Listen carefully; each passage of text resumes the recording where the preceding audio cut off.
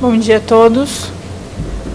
Prometo que não serei muito extensa, principalmente porque os colegas, a parte jurídica, todos nós temos um pouco de conhecimento, ou pelo menos sabemos, né, na hora da necessidade, quando o caso cai na nossa mão, por onde, qual caminho a ser seguido. Tem muitos conceitos da área de bioética e de biodireito que são totalmente técnicos, então o Dr. Vaccari fará a abordagem. Eu vou fazer um pouquinho aqui a figura do advogado do diabo. Vou trazer algumas questões, sem trazer o meu posicionamento pessoal, mas tão somente para fomentar para vocês algumas ideias de como o judiciário tem andado, caminhado, e quantas lacunas e quanto isso vai trazer reflexo na nossa órbita, principalmente civil.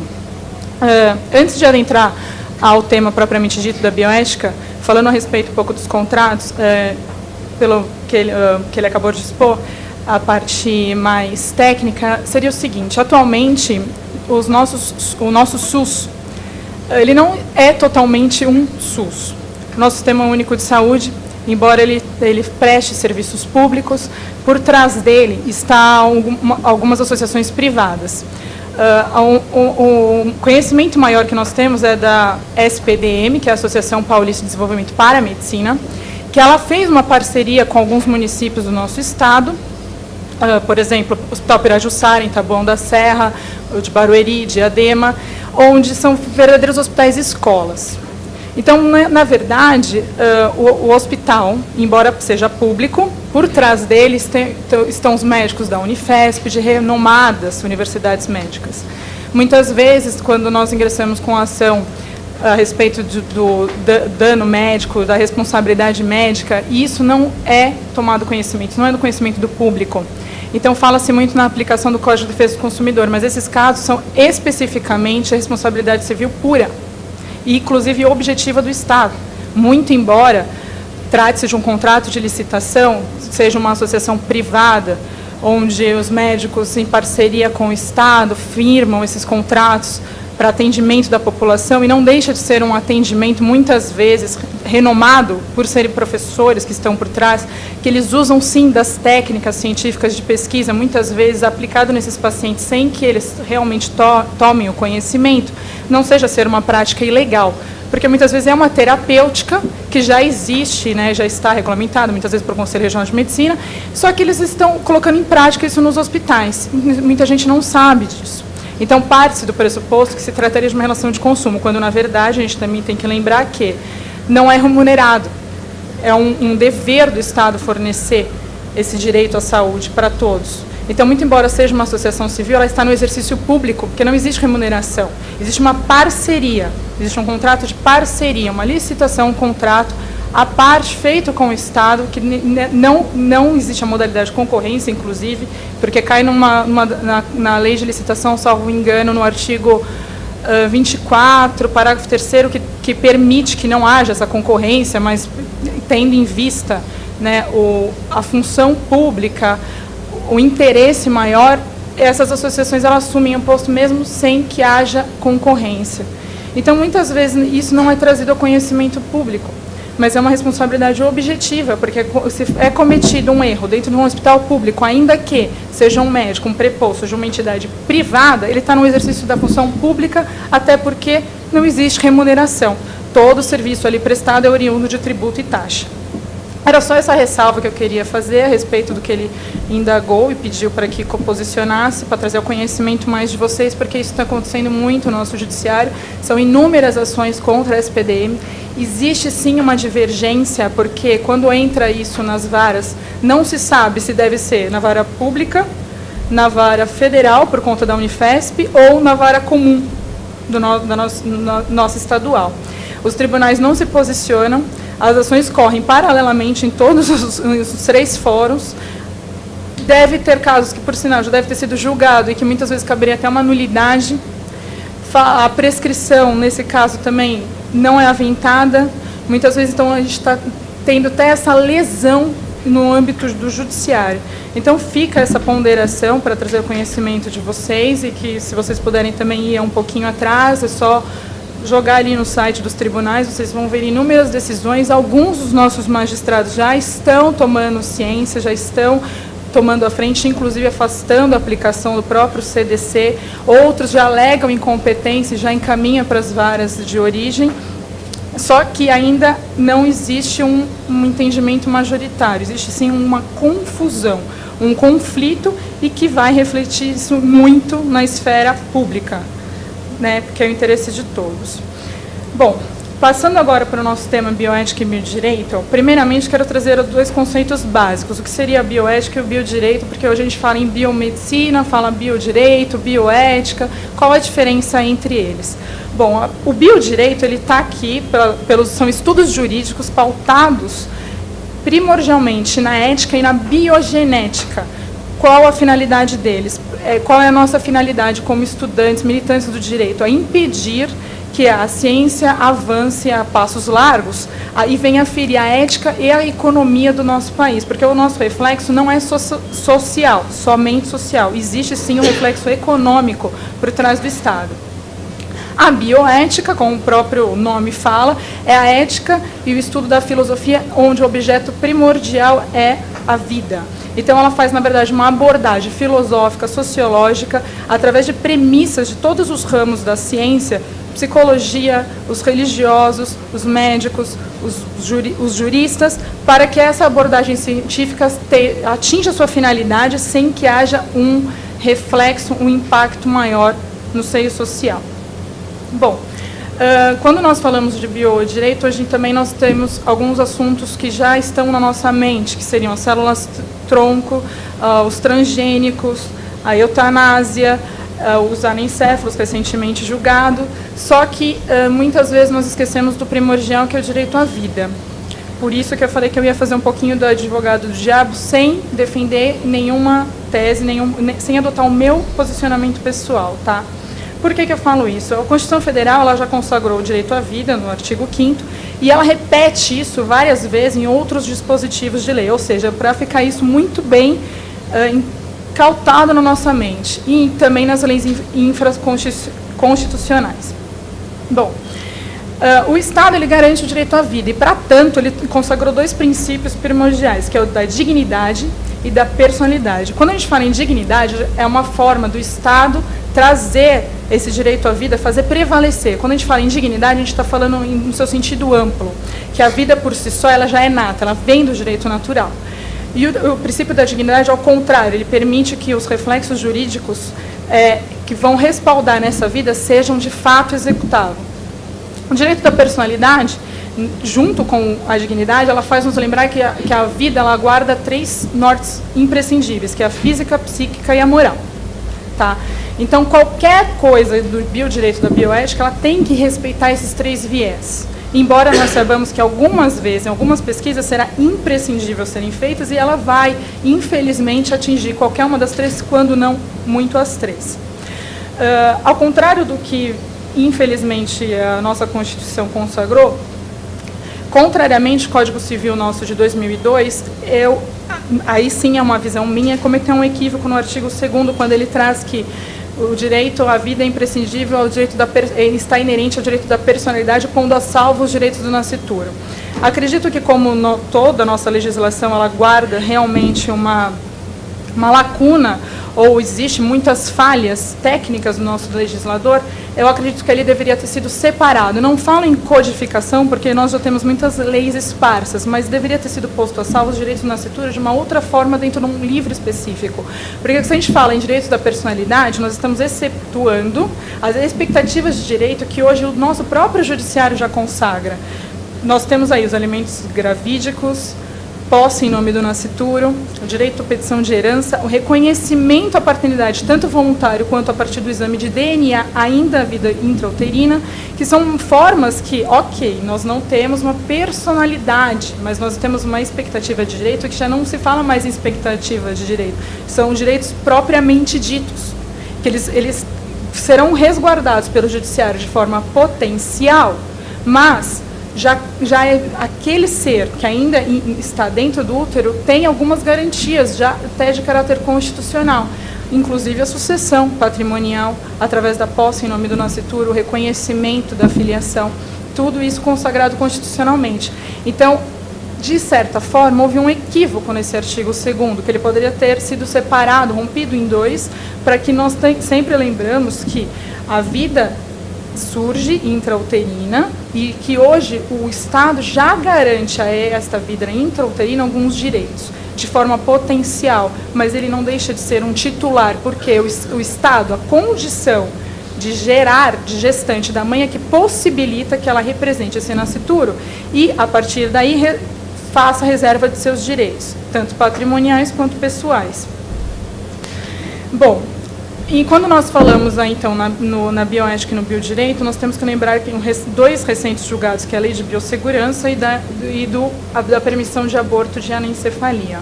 Uma crítica que fica que muitos de nós pensamos que, embora o STF tenha caminhado no sentido de julgar tanto a Lei de Biossegurança Constitucional como autorizar, através da ADPF número 54, o aborto de anencéfalos, acredita-se que o judiciário, então, declarou em que momento nasce a vida. Não é verdade. Se nós lermos algumas decisões, votos dos ministros, alguns artigos que antes mesmo do julgamento eles colocaram em revistas, em jornais, eles não fizeram essa distinção. Muito pelo contrário, o STF ele se apartou disso porque a própria ciência hoje não consegue dizer se a vida nasce no momento do encontro dos gametas, que fala-se na fecundação, na anidação, ou na concepção, que também é uma teoria que foi adotada pelo nosso Código Civil.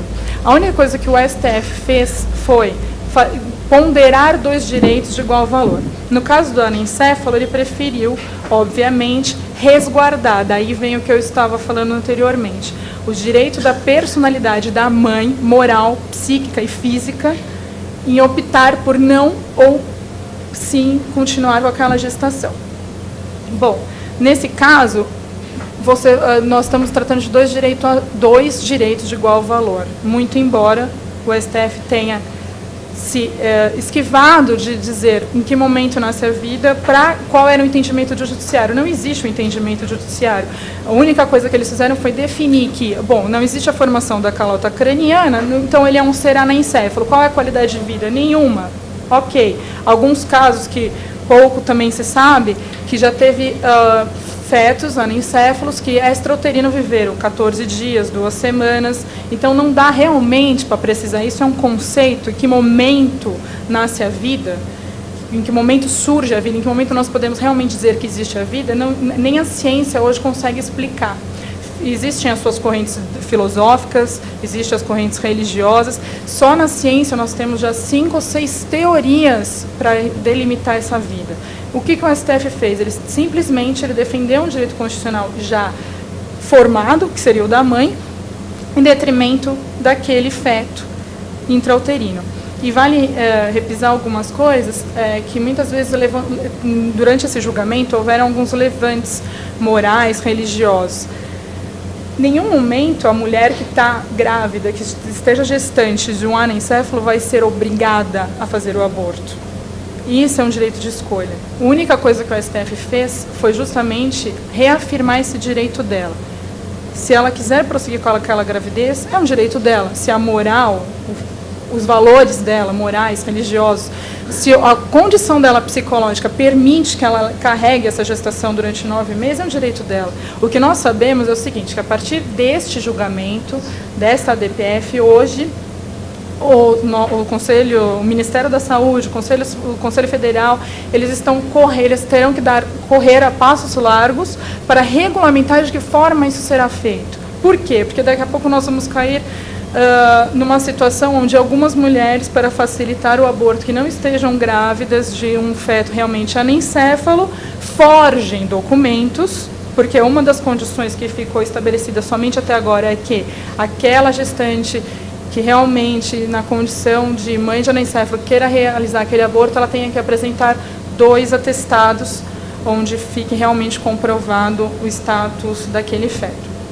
A gente sabe muito bem que aqui no Brasil são inúmeros os casos ilícitos, principalmente no Nordeste, onde nós temos aborto de forma ilegal.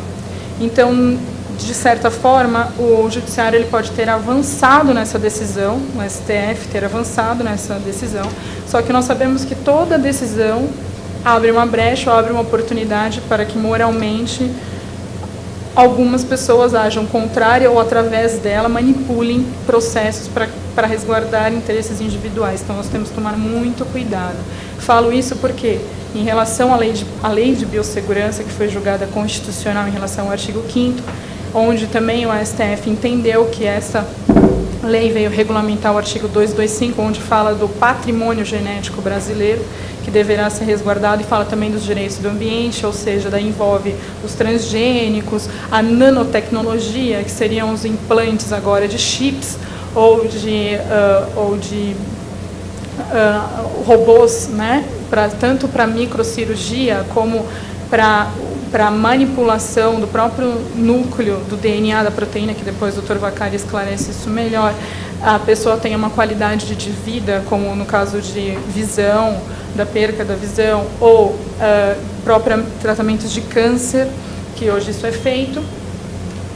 E a própria lei de biossegurança, embora ela tenha autorizado esse uso, ainda assim, o próprio judiciário se levantou no seguinte sentido: eles declararam viável a lei de biossegurança, a manipulação genética, o uso de embriões, a manipulação das células troncos, sem também deixar definido em que momento nasce a vida, tão somente declarando constitucional, mas exigindo algumas restrições. Que restrições seriam essas?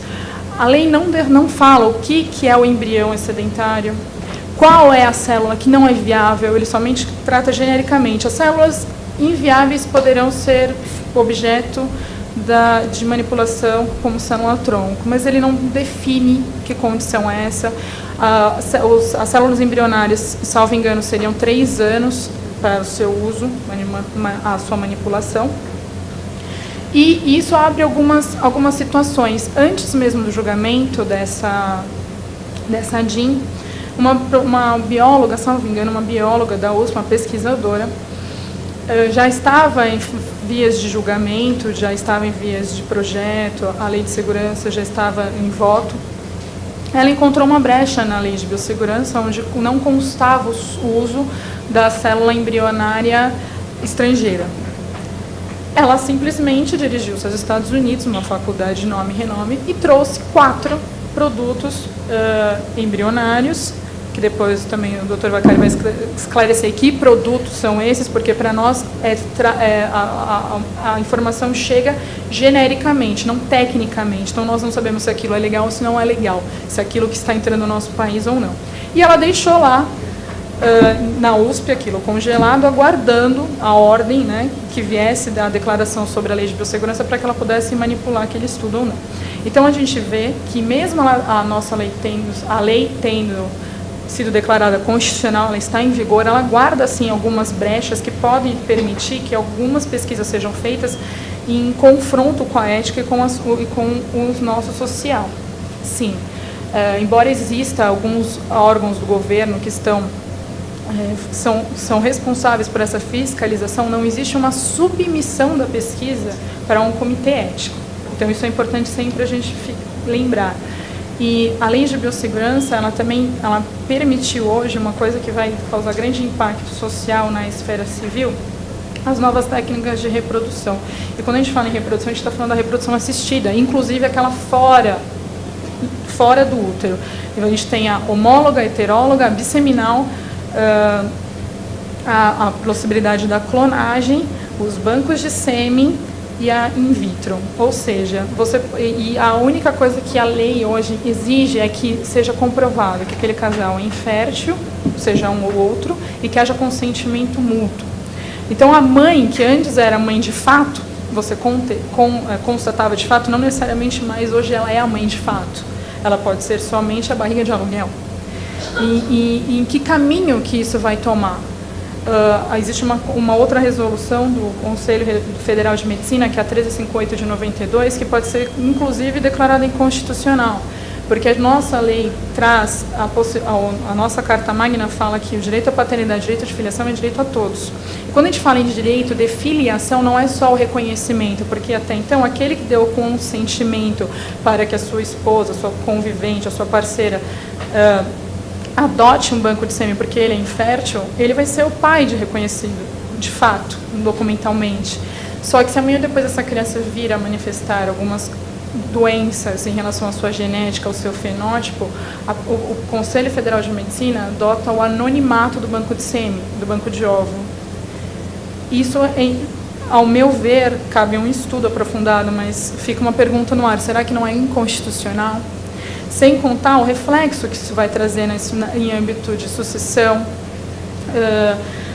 Eu até fiz algumas anotações para vocês verem no tocante à adoção. Isso vai trazer influência na doação, na sucessão, na posse, o direito à indenização, o direito de nascer, que é inerente à vida, até o direito à morte, que é dele decorrente, que a gente fala em morte digna pela própria Constituição Federal. Então, isso vai trazer alguns reflexos na esfera jurídica que talvez nós hoje não estejamos preparados. Se hoje o nosso judiciário está militando de uma forma muito mais assídua, é porque o nosso movimento social, o nosso legislativo não acompanha o nosso movimento social, que está sendo cada vez mais rápido. A nossa burocracia não foi feita para acompanhar a sociedade. Então, está cabendo ao judiciário simplesmente definir aquele caso concreto, aqueles casos pontuais. Só que está ficando muitas lacunas no nosso ordenamento, porque ainda que declare constitucional uma lei ou não, ainda faltam alguns regulamentos, inclusive resoluções de ordem profissional e científica, para que amanhã depois não aconteça o seguinte, que isso pode ter um reflexo nesse sentido, de amanhã parentes relacionarem entre si por conta da reprodução assistida. Existe uma preocupação, e aí eu vou até encerrar já, a parte técnica vai ficar para o doutor. Existe uma preocupação dos próprios cientistas, que eu faço até uma analogia. O homem criou a máquina, só que ele não se preparou para que a máquina o substituísse. O homem descobriu a ciência, ele mapeou, ele descobriu o genoma, ele descobriu o mapeamento do DNA. Hoje ele consegue manipular a célula, ele consegue, através da nanotecnologia, que a gente fala em nano, porque é milésimos, onde você mexe no núcleo atômico da molécula, o que isso, inclusive, vai levar à questão da clonagem, porque ela entra, assim, como uma espécie do gênero de reprodução assistida. E a questão é que os próprios cientistas, eles falam, como o homem, ele criou o computador e hoje ele não se preparou para que o computador dominasse. Hoje os cientistas, eles descobriram a ciência, eles tiveram essa preocupação muitas vezes de manter isso em sigilo, só que a longa escala hoje já não se mantém o controle, porque hoje não está mais só na mão do médico, vai estar na mão do biólogo, do cientista, do físico, do químico, todos aqueles que conseguirem, de uma certa forma, terem contato com essa informação, vai ter a possibilidade de estar nesse momento que nós estamos aqui fazendo uma manipulação. Hoje é possível o uso da célula, as pesquisas que são feitas em ratos, que tem o DNA muito parecido com o nosso, é feito através de célula embrionária. Então, muitas vezes, isso não é levado em conta. Então, são essas questões que eu trago mais para fomentar a discussão, porque nós temos que estudar realmente para que caminho será tomado na órbita civil, principalmente. Porque, volto e repito, isso vai atingir a sucessão, direito de filiação, direito de paternidade, até o direito à maternidade, quem é a mãe de fato, quem não é. Porque antes a gente falava, pai é suposição, mãe é constatação, mas hoje nem a mãe mais é constatação. Ela pode ser uma barriga de aluguel. E tem outras questões que não se falam, que eu fiz uma anotação, só para vocês verem a problemática que muitas vezes quais são os problemas que ficam? O que serão feitos com os embriões excedentários? Que a lei de biossegurança, ela prevê a sua utilidade, mas a própria Conselho Regional de Medicina prevê que eles não podem ser exterminados. E o tráfico de gametas? E a criopreservação de embriões para fertilização dupla e múltipla? E a fertilização pós-mortem? Aliás, trago um caso recente, o Judiciário do Paraná reconheceu o direito de uma mãe fazer inseminação o seu marido estava com câncer, ele deixou o seu sêmen no banco de órgãos, só que ele não deu tempo dele deixar declarado que ela pudesse fazer aquela fertilização caso ele viesse a óbito. Ele veio a óbito. Não existia E a lei requer, para que haja reprodução, o consentimento e a infertilidade. Ela tinha a infertilidade dele comprovada documentalmente, até por conta do óbito que ele veio a ter, que foi decorrente da doença, mas ela não tinha o consentimento. Ela entrou com uma ação contra uma clínica particular, onde estava esse sêmen dele, e fez a fertilização. O judiciário, através de provas testemunhais e robustas, permitiu que ela fizesse a fertilização. Então, essa é uma fertilização pós-morte. Eu tenho esse caso, depois, se alguém se interessar, posso passar um número para que vocês vejam, saiu também na mídia, é recente. Essa menina, inclusive, já nasceu. Né? Então, é um caso, está aí, concreto, para nós já pensarmos. E o direito de sucessão, paternidade, se ele tivesse outros herdeiros, antes de que essa infertilização a ele acometesse por conta desse câncer. E fica outras questões, a barriga de aluguel, a união de parentes entre si. Então, são todas essas lacunas e tantas outras que hoje nós temos no nosso judiciário que vai ficar a um critério de nós estudiosos, profissionais e à mercê das decisões que nós já estamos vendo por aí. Era só isso que eu tinha a colocar. Muito obrigada.